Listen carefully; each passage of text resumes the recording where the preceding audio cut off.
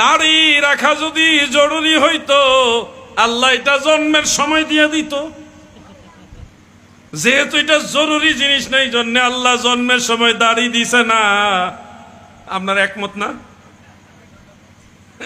ভাইজানে হয় একমত কই আবার না কয়ে, মানে প্রথম মনে করছে আগে কইয়া লাই, আগে কইলে জিতন যায় না, বুঝা কোন লাগে।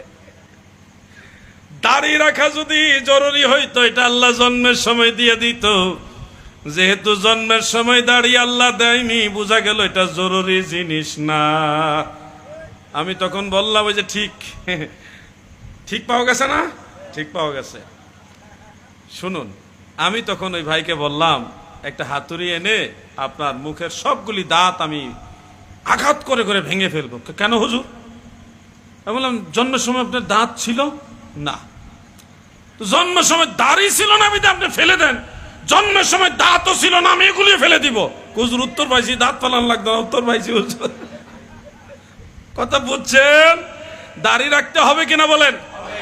সবাই বলে, ওই জোরে বলেন হবে কিনা? দাড়ি রাখতে হবে কিনা? আমার এক ভাই বয়স হয়ে গেছিল প্রায় 60-এর কাছাকাছি, জীবনের দীর্ঘ একটা সময় চলে গেছে, কখন এখন আজরাইল আসবে জানি না। ওনাকে আমি বললাম দাড়ি রাখেন না কেন? ওলি আল্লাহর দরবারেও যান, দাড়ি রাখেন না কেন?